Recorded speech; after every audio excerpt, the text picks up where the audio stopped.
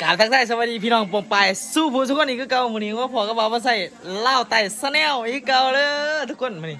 อ่ะมื้อนี้ไรที่ไรย่ามเนี่ยบอกว่าใส่สิไปเอาปูเอาปลาก่อนมื้อนี้มาเฮ็ดแนวแก้มก่อนมื้อนี้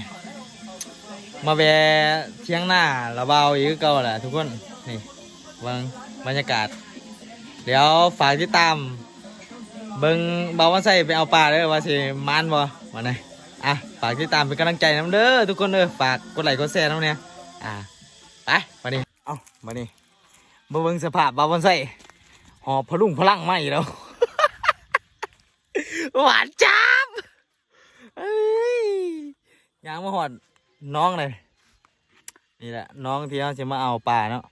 กับมียังมีแยงแล้วก็คู่ก็คู่ก็คู่หน่อยก็คู่หน่อยมาใส่ปลา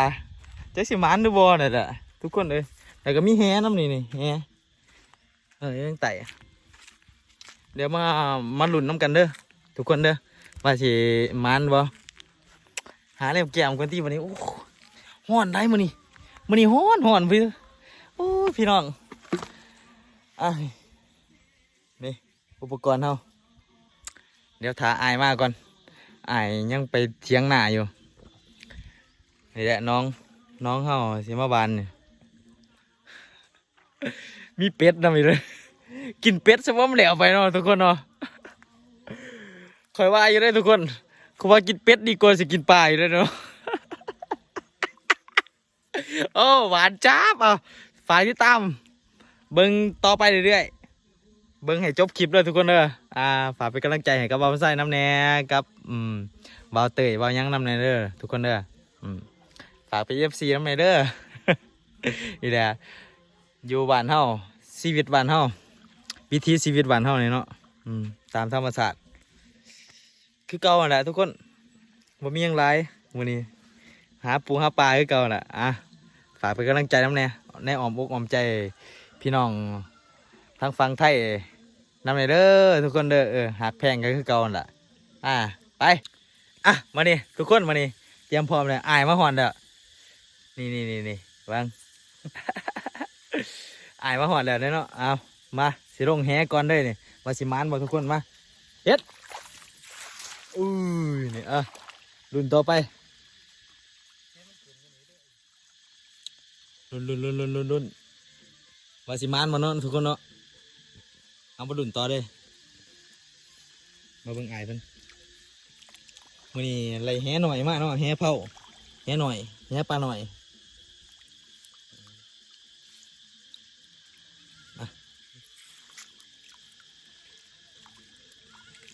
มาสิมันบ่แห่แหลกไปเนาะไปเรื่อยๆไปติดตามไปเรื่อยๆทุกคนเดี๋ยวเรามาล่อส้มอีกขั้นตอนต่อไปอีกเนาะ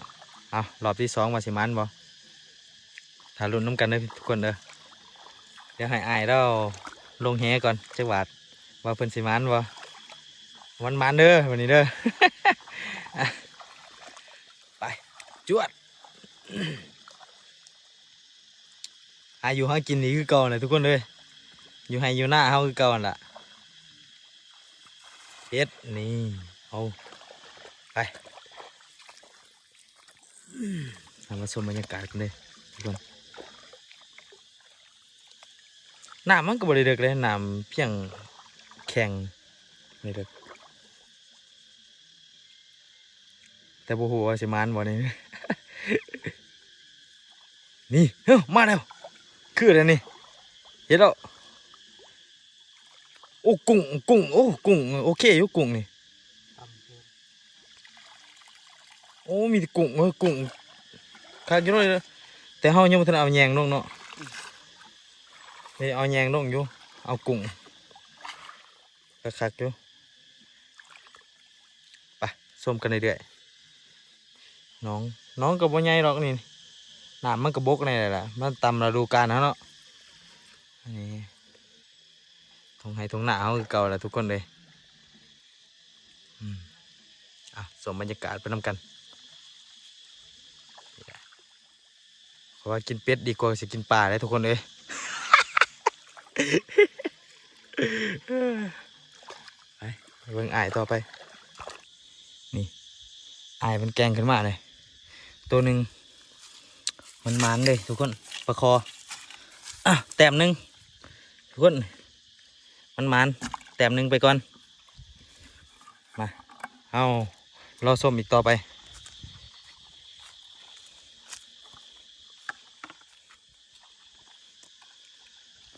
มาลุ้นน้ำกันเด้อทุกคนเด้อวันนี้สิมานอีกวะ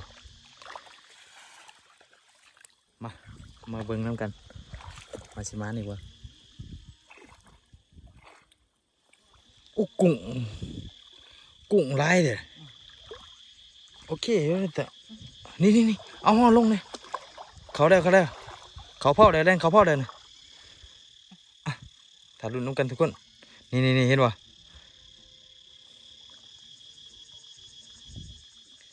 เรียบร้อยเขาเผาได้นี่เด้อทุกคนยังปลานิ่นโอ้โหได้ปลานิ่นคนหมานีตัวนี้ จะเจือถึงเกยเลยไปมาดิส้มบรรยากาศต่อไปเนาะปลานิ่นโอ้เป็นตัวสัตว์ตัวนะปลานิ่นหน่อยอันนี้โอ้นี่อ่ะ2 แต้มเด้อไอ้ได้จัด2 แต้มเลยปลาคอกับปลานิ่น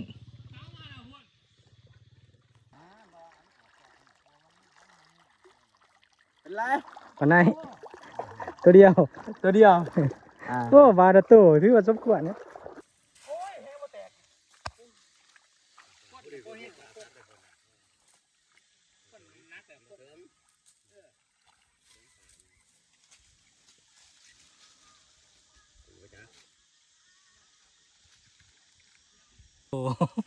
สองเว้ยโอ้เตียบพ่นใส่มันเว้ยบาทละ2หากินมันนึงกันทุกคน2เลยปลานิ่นหน่อยตัวนึงปลานิ่นหน่อยกับปลาขาวกุ้งพร้อมมันวะมันเถอะวะโอ้ได้ปลานิ่นกับยังปลาไหนวะปลาไหนปลาไหนโอ้ปลาไหนตัวใหญ่มีไข่ละมีไข่พร้อมเลยโอ้ไข่เต็มท้องเลยอ่ะมาลุ้นกันเลยนี่จะเอาปลาคอยมันไหลนะทุกคนอ้อมได้ว่าอะไรวะ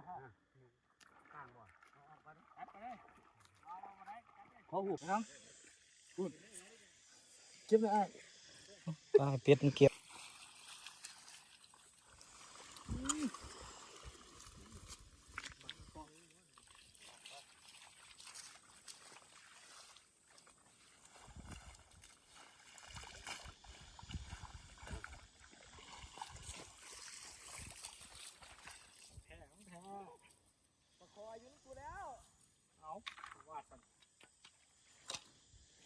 มันก็มันเนี่ยมันอยู่หรอ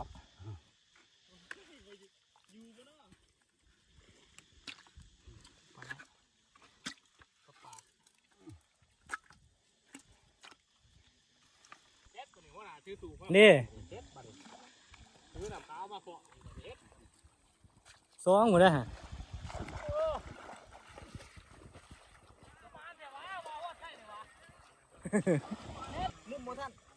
สองว่ะแต่ปลาคอเอาบ่ท่านกอ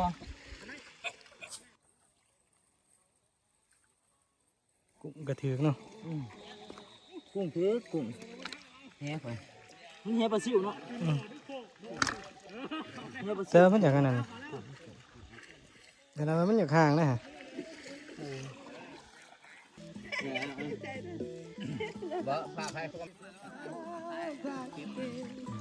มันนี่มาพอกับบอลเตะอีกเหรอไปจะได้บอลเตะผลงานใส่โซ่เนี่ยนี่โชว์ผลงานเลย โอ้ยปลาไหนมาปากปลานิ่นเนี่ยโชว์ผลงานดูดิเห็นบ่นี่แหละครับ